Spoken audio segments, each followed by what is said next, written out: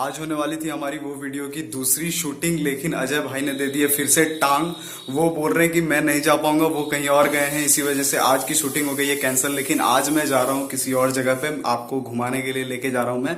और मैं जा रहा हूँ उज्जवल के साथ, एज यूजुअल मेरे साथ रहेंगे उज्जवल। ये तो राइमिंग हो गया, एज यूजुअल मेरे साथ रहेंगे उज्जवल। तो मैं लेके चलता हूँ आपको वहां। अभी मैं अपने घर पे हूँ, यहाँ से मैं जाऊंगा पहले उज्जवल के घर और फिर वहां से वहां पे जाऊंगा जहां पे मैं जाने वाला हूँ। मैं आपको लेके चलता हूँ अपने साथ में। और वो बहुत इंटरेस्टिंग जगह है और उसके हिस्ट्री के बारे में बहुत मिथ्स हैं, बहुत सारी स्टोरी हैं जो कि किसी को भी क्लियर नहीं है कि वो सच्चाई है झूठ है। तो मैं वो आपको दिखाने की कोशिश करूंगा, लेकिन उससे पहले सबसे बड़ी प्रॉब्लम ये होगी कि एंट्री मिलती है या नहीं। अगर एंट्री मिल जाती है तो फिर सही है, मैं लेके जा सकता हूँ, वरना अगर एंट्री नहीं मिली तो आज का ये भी प्लान कैंसिल हो जाएगा शूटिंग की तरह। तो चलते हैं अभी उज्जवल के घर और फिर वहां से मैं लेके चलता हूँ आपको वहां पे।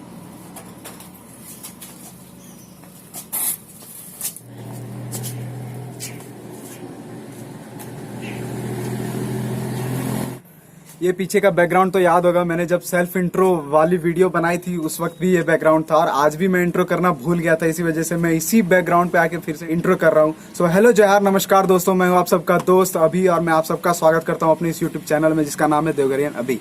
उज्जवल के घर आया था मैं, बहुत देर तक रुक गया यहाँ पे। यही होती है भाई दोस्ती, दोस्ती में कब टाइम स्पेंड हो जाएगा पता नहीं चलेगा। अब यहाँ से जा रहे हैं जिस जगह पे मैं लेके जाने वाला था आपको, लेकिन मैं श्योर नहीं हूँ और उज्जवल भाई भी श्योर नहीं है कि वहाँ पे एंट्री मिलेगी या नहीं। अगर मिलती है तो बहुत अच्छी बात है। एक क्लू मैं दे देता हूँ, वहाँ पे देवघर की हाईएस्ट स्टैचू बनी हुई है शिव जी की, महादेव की हाईएस्ट स्टैचू है। वहां जाके दिखाता हूँ मैं आपको। ऐसे बाहर से वो मैं दिखा सकता हूँ, लेकिन अगर एंट्री मिल जाएगी तो और भी कुछ स्टोरी है उस जगह की, उस वहां के बारे में, वो भी मैं बता सकूंगा अच्छे से। तो देखते हैं, अगर वहां के पुजारी या फिर जो भी वहां पे रहते हैं, वहां अगर एंट्री मिल जाती है तो फिर मैं अंदर लेके जाता हूँ और वहां के हिस्ट्री के बारे में बताता हूँ। और एक चीज मैं बताना भूल गया मैं, कि मैंने नया फोन ले लिया है। ऐसे नया नहीं है, सेकंड हैंड फोन है, लेकिन मेरे लिए तो न्यू फोन है। और जैसे उज्जवल भाई के फोन से मैं व्लॉग करता था, आप लोग सब जानते तो बहुत प्रॉब्लम होती थी, इसलिए मैंने अभी फिलहाल के लिए सिर्फ व्लॉगिंग के लिए सेकंड हैंड फोन ले लिया। लेकिन क्वालिटी फिर भी बहुत अच्छी हो गई है मेरे हिसाब से, वॉइस क्वालिटी भी अच्छी है इसमें और वीडियो क्वालिटी भी। मैं बता दूं, फोन का नाम है Redmi Note 4।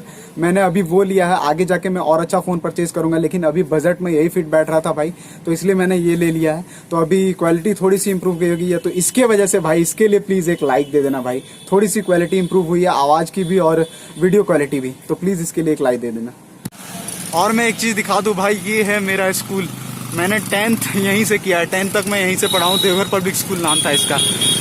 बहुत यादें जुड़ी है भाई, मैं जब यहाँ से गुजरता हूँ तो बहुत सारी चीजें याद आती हैं। हम उज्जवल भाई बैक बेंचर्स थे जो पीछे में बैठते थे, बहुत मस्ती किया हमने यहाँ पे।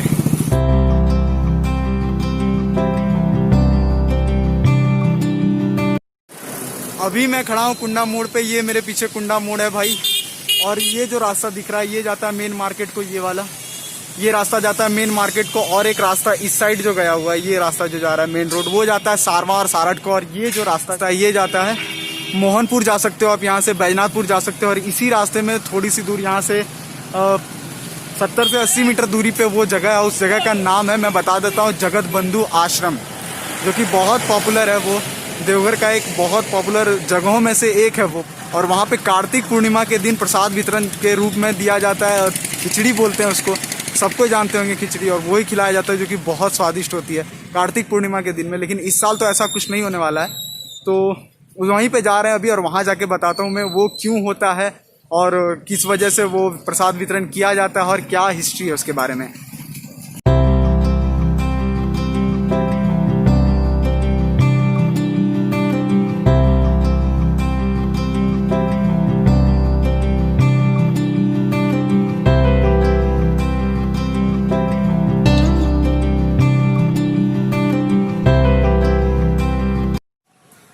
हम लोग पहुंच गए अपनी फाइनल डेस्टिनेशन यानी जगत बंधु आश्रम में। और पीछे मैं दिखा रहा हूं भाई, ये जो स्टैचू दिख रही है, ये देवघर की सबसे बड़ी स्टैचू है शिव जी की। अब लेकिन यहाँ पे एंट्री मिलती है नहीं, वो जाके पूछता हूँ मैं। बहुत पहले से ही मैं यहाँ पे आ रहा हूँ और यहाँ पे बहुत घूमने की भी जगह है भाई, पहाड़ वहाड़ हैं, बहुत सारी गुफाएं हैं यहाँ पे भी। जैसे मैंने तपोवन के बारे में बताया था वैसा ही कुछ है यहाँ पे, लेकिन तपोवन के मुकाबले ये बहुत छोटा है, लेकिन फिर भी ये भी बहुत खूबसूरत जगह है घूमने के लिए। ऐसे अब तो रही नहीं जगह वैसी, क्योंकि यहाँ पे बहुत सारे लोगों ने घर बनाना स्टार्ट कर दिया अपना। पीछे ऐसे घर था नहीं यहाँ पे, इसके पीछे बहुत सारे घर बन चुके हैं, जो कि था नहीं पहले, सिर्फ पत्थर थे यहाँ पे, उन सबको तोड़ के और उन सब की जगह पे घर बनाया गया। लेकिन बहुत खूबसूरत जगह थी पहले भी और अभी भी। अब जाके देखते हैं, अगर एंट्री मिलती है तो अंदर लेके जाता हूँ मैं आपको, वरना फिर यहाँ से लौटना पड़ जाएगा मुझे। ये जो बाबा जा रहे हैं पीछे, इनसे हमने पूछा, अभी परमिशन लेने की कोशिश की, लेकिन यहाँ के जो मेन महात्मा हैं वो कहीं बाहर गए हुए हैं और यहाँ पे भोग का टाइम है अभी मंदिर में, इसी वजह से इन्होंने बताया कि इनके पास अभी समय नहीं है। लेकिन जो बाहर गए हैं महात्मा, उनसे पूछते हैं, अगर वो हमें कुछ बता दें इसके बारे में, अगर परमिशन मिलती है तो फिर बहुत अच्छा होगा। हम लोग पूछ के देखते हैं, अगर मिल जाती है परमिशन तो फिर मैं आगे शूट करूँगा, वरना फिर यहाँ से लौटना पड़ेगा मेरे को। मैंने पूछ लिया जो महात्मा थे और उन्होंने हमें परमिशन दे दिया और उन्होंने बात करने के लिए भी बोल दिया कि हाँ वो बात करेंगे। तो अब जाते हैं, उनसे मिलते हैं और यहाँ इस जगह के बारे में पता करते हैं। जो भी बहुत सारे मिथ्स हैं यहाँ के बारे में, वो सब आज मैं क्लियर करने की कोशिश करूँगा और उनसे ही जानते हैं कि इस जगह की हिस्ट्री क्या है, और भी जो भी चीज़ें हैं, जो भी मैं जान सकूँगा, जो भी जितना भी चीज़ें मैं जानने की कोशिश करूँगा मैं बताऊँगा आपको भी उनके मुँह से ही। अब सुनते हैं उनकी ज़ुबानी जाके।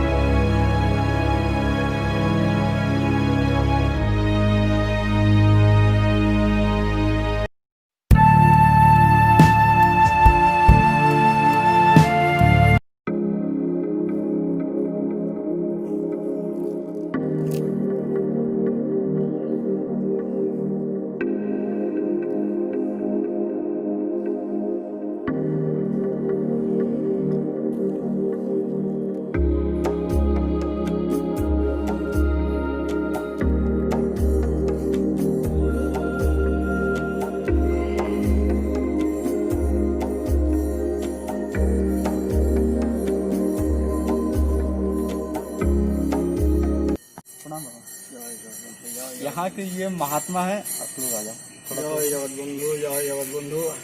चरखी पहाड़ी जगत बंधु आश्रम में रहता है 37 साल से। ये जमीन देखता है, मोहनानंद महाराज जी का कृपा का दान। ये जमीन दान किया है, यहाँ 15 बीघा जमीन मोहनानंद महाराज दान किया है। तो ये बता रहे कि महानंद महाराज करके एक महाराज जी थे, उन्होंने 15 बीघा जमीन दान किया है। ये जो जमीन, ये जो बना हुआ है पूरा मंदिर, ये एक महानंद जी थे जो कि महाराज जी थे, उन्होंने दान किया। पानी का व्यवस्था मोहनानंद महाराज जी किया।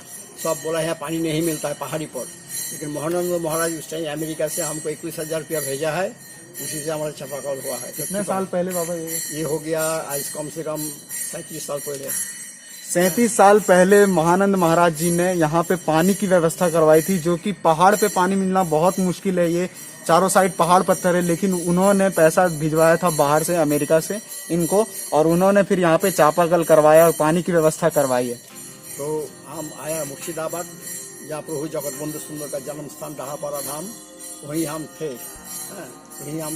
वहीं से हम आया 1984 में हम यहाँ देवघर में आया है। उस टाइम से अभी तक हम यहीं में है।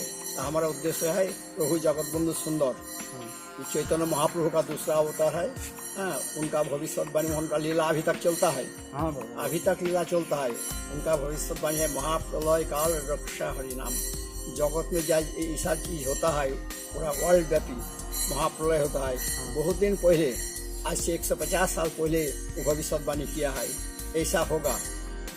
तो भाई आप लोग ये देख सकते हो कि 150 साल पहले ही जगत बंधु जी जो महाराज थे, उन्होंने ये प्रिडिक्ट कर लिया था कि ये जो भी अभी हो रहा है वो सब होने वाला है। तो उसके बचने का उपाय कली युग में महाप्रलय काल रक्षा हरिनाम। हरिनाम हो तो मनुष्य का आत्मा शुद्ध हो जाएगा, नैतिक चेतना का उन्मेष हो जाएगा। नैतिक चेतना का जब आवेश आ जाएगा तब आध्यात्मिक चेतना आ जाएगा। तो बाबा, आध्यात्मिक चेतना होगा तब नैतिक चेतना आएगा। आध्यात्मिक चेतना चाहिए तब नैतिक चेतना आ जाएगा। लेकिन आध्यात्मिक चेतना नहीं, नैतिक चेतना, ऐसे पॉलिटिक्स में पूरा दुनिया खत्म हो जाता है। चित्त शुद्धि होगा तो आध्यात्मिक चेतना आएगा। जब आध्यात्मिक चेतना आएगा तो विश्व कल्याण का लिए काम करेगा, विश्व कल्याण का लिए। बाबा मैं एक चीज और जानना चाहूंगा, जो कार्तिक पूर्णिमा के दिन यहाँ पे खिचड़ी का जो प्रसाद वितरण किया जाता है। 3 दिन अखंड हरिनाम कीर्तन होता है। हाँ। कार्तिक पूर्णिमा 3 दिन एखाने महानाम कीर्तन यज्ञ होता है, अखंड हरिनाम कीर्तन। और लास्ट में नर नारायण सेवा तो वो क्यों होता है बाबा? होता है। नर नारायण सेवा उस सेवा का अंग है। अन्नदान, वस्त्रदान, विद्यादान, संस्कृतदान। दान सब उत्तम, सबसे बढ़िया दान है 4 दिन: अन्नदान, वस्त्रदान, विद्यादान और इलाज दान। 4 गो दान सबसे बढ़िया। और ऐसा मैंने कहीं पे सुना है कि जगत बंधु जी का जन्म शायद उस दिन हुआ था, या फिर ऐसा ही कुछ है? नहीं, प्रभु जी का जन्म स्थान तो बांग्ला 1278 साल हाँ। बैसाख महीना सीतानवमी तिथि, जैसे रामनवमी है हाँ। उसका 1 महीना पहले ही सीतानवमी तिथि होता है। तो ये जो बहुत मासूम है इनका फोटो। रामनवमी का 1 महीना बाद में सीतानवमी होता है। अच्छा, हाँ, इनका फोटो मैंने देखा है, बहुत मासूम थे। तो इतनी कम उम्र में क्या हुआ था? भगवान का स्वरूप वही है, नित्य नवो किशोर न तो बोल। हाँ। भगवान कृष्ण का कोई बूढ़ा काल का आदमी का छवि देखा है? नहीं, फोटो देखा है? नहीं। देखा नहीं। भगवान का स्वरूप है नित्य नवो किशोर न तो बोल, कोई सर्वेश। 17 साल उम्र का छवि है, 17 साल उम्र का, वही भगवान का नित्य। तो उसके बाद में भी यहाँ के बारे में बहुत सारा मिथ है कि मतलब बाबा लीन हो गए थे, वो जो है जगत। नहीं, प्रभु जी का देह अभी तक है। अभी तक है? हाँ, वो देह घूमते घूमते अखंड कीर्तन चलता है मुर्शिदाबाद में, नदिया डिस्ट्रिक्ट में, कृष्णनगर। पहले प्रभु जी का देह था फरीदपुर सियांगन, जो अभी बांग्लादेश है। हाँ। वहीं से जब 71 साल में वो बांग्लादेश, ईस्ट पाकिस्तान से बांग्लादेश पूरा स्वतंत्र हो गया, उस टाइम 8 साधु जी के वहाँ गोली करके मारा है फरीदपुर बांग्लादेश में। उनको मारा है? ना, उनका जो भक्त है, हाँ। उनको 8 आदमी को शहीद हो गया। वो मतलब लड़ाई हो रही हाँ। थी जब अलग हो रहा था। जानता है ना, 71 साल हाँ। बांग्लादेश जो पाकिस्तान से, ईस्ट पाकिस्तान से बांग्लादेश हो गया, हाँ। उस टाइम उस टाइम प्रभु जी का देह जो रखा था चंदन कट कर लकड़ी का बक्सों में, हाँ। वो देह लेके चलाया कलकत्ता में। कोलकाता में कुछ दिन था, लेकिन कलकत्ता में हमारा आश्रम पे जाएगा बहुत कम है। हाँ। और भक्त आदमी बहुत आता है, उतना कहाँ रखेगा उस भक्त आदमी को, इसलिए वो चला गया नदिया डिस्ट्रिक्ट में, घुर्नी, कृष्णनगर घुर्नी। वहीं पर अखंड कीर्तन चलता है। क्यों चलता है? प्रभु जी भविष्यवाणी है कि महाप्रलय काल में जब पृथ्वी ध्वंस होने वाला है, उस टाइम उस शरीर में फिर देह संचार करके दुनिया को रक्षा करेगा। तो प्रभु कौन टाइम जाएगा पहले से पता नहीं, लेकिन वो जब जागेगा साथ साथ में कीर्तन हरिनाम सुनाई पाएगा, इसलिए अखंड कीर्तन चलता है। इसलिए अखंड कीर्तन। अखंड कीर्तन तो आप लोग को आमंत्रण है, एक दिन चलिए वहाँ दर्शन कर जाएगा। 1 दिन वहाँ रहने होगा। सुबह 7 बजे दर्शन होता है, 7 बजे के 8 बजे का भी तो दर्शन होता है। और यहाँ पे जो वो मतलब प्रसाद वितरण किया जाता है बाबा, तो वो मतलब पैसा आप जो लाते हैं वो सबसे मतलब वो सब भक्त आदमी का दान से होता है। तो जितने भक्त दान करते हैं वो सब बारामदास तो हमको बहुत दान किया है। वहीं महाराज था, महाराज अभी रहो तो हमारा कोई चिंता नहीं है। कल्याण बाबा था, बहुत दान किया। भरोसा था प्रभु जी। हाँ, प्रभु जी का भरोसा, उन्हीं की वजह से सब होता है। बस उसी कोई ना कोई आएगा। आज देखो 4 महीने से यह एकदम पूरा लगता है, आश्रम का गेट पर कोई नहीं आता है। तो कैसे चलेगा आश्रम? 10 आदमी का सहयोग से चलता है। तो भरोसा प्रभु जी है। लॉकडाउन की वजह से आश्रम को भी बहुत नुकसान झेलना पड़ा है, क्योंकि मतलब दान से ही जो भी आश्रम का यहाँ पे पालन पोषण होता है वो दान से ही होता है। लॉकडाउन की वजह से यहाँ पे बहुत से लोग ऐसे हैं जो आ नहीं पाते हैं यहाँ पे। ऐसे पहले आते थे अपने मन से घूमने के लिए, जैसा मैंने पहले बताया बहुत पॉपुलर जगह है ये। यहाँ पे आते थे दर्शन करने के लिए और दान करके जाते थे कुछ ना कुछ। तो अभी बहुत प्रॉब्लम हो रही है। अब लॉकडाउन खुलने के बाद फिर से यहाँ पे जब टूरिस्ट आना स्टार्ट होंगे उसके बाद ही यहाँ से हो पाएगा। और कार्तिक पूर्णिमा के दिन जो ऐसा मैंने पहले बताया प्रसाद वितरण किया जाता था, लेकिन इस बार शायद वो भी नहीं हो पाएगा ना। साल होगा कि नहीं होगा बहुत प्रॉब्लम है, कोई डाउट है। और ये जो देखता है योग माया देवी, योग माया क्या होता है? भगवान का लीला जो होता है योग माया प्रभाव से। रामचंद्र ने साक्षात जानता है, अंतर्यामी जानता है सीता लंका में है। हाँ। तो वो हनुमान को पूछता है, ये हनुमान देखो ढूंढ के देखो कहाँ है। हाँ। यही योग माया का भूमिका। भगवान कृष्ण का जब जन्म हुआ, योग माया प्रभाव से सब दरजा खुल गया, फटक सब खुल गया है। हाँ, तो कितना टेक्नोलॉजी उन्नत होता है उस टाइम। हाँ, उतना रिमोट अभी नहीं, बिल्कुल नहीं। वो योग माया का प्रभाव से लीला होता है।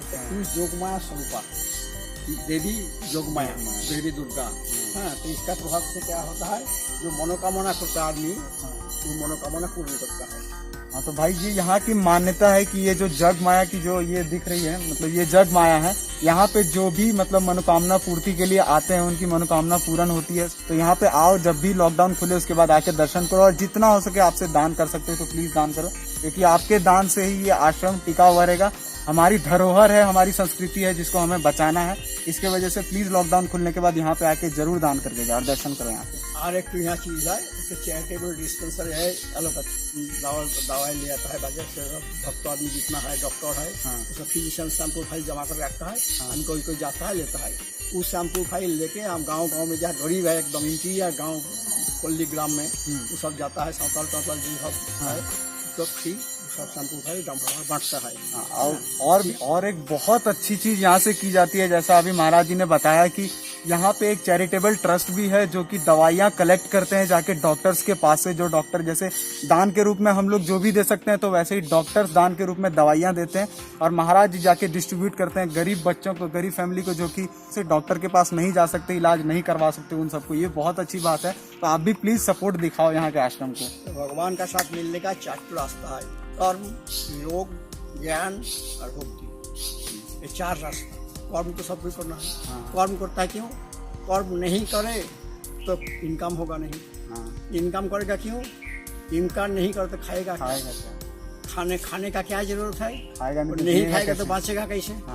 बचने का उद्देश्य क्या है? नहीं बचेगा तो अभी रुक गया है। बचने का उद्देश्य कि भजन, श्रीहरि का भजन करते करते चित्त शुद्धि हो जाएगा, तब ज्ञान लाभ होगा। और वही ज्ञान लाभ होगा तो लड़ाई और होगा नहीं। और वही ज्ञानी आदमी कोई लड़ाई झगड़ा नहीं करेगा। हाँ बाबू, वो तो है। जिसको ज्ञानी है, मूर्ख है, वो वही लड़ाई झगड़ा करता है। इसलिए भगवान गीता में ही बोले मन संयम पहले करो। मन संयम पहले चाहिए। मन संयम तुम्हारा कंट्रोल हो जाएगा तो सब कुछ कंट्रोल तुम्हारा होगा। तुम्हारा आपको बहुत बहुत धन्यवाद आया है। बस बाबा ने जैसे हमें बहुत सारी जानकारी दी और बहुत कुछ सीखने को मिला। आध्यात्मिक जिसको बोलते हैं वो सीखने को मिला है सबसे ज्यादा। और बाबा बहुत अच्छे हैं, बहुत अच्छे से इन्होंने हमें मतलब अपना समय दिया, जो कि बहुत कीमती है इनके लिए। अभी जैसे पता है कि भोग का टाइम है, मैंने बताया था पहले, उनके उसके बाद भी बाबा ने मुझे समय दिया, उसके लिए मैं बहुत बहुत धन्यवाद करता हूँ बाबा का। और यहाँ प्लीज आओ लॉकडाउन के बाद, और जो भी बन पड़े आपसे आके यहाँ पे दान करो, क्योंकि चैरिटेबल ट्रस्ट भी चलाते हैं जैसे मैंने पहले बताया। तो प्लीज यहाँ पे आओ।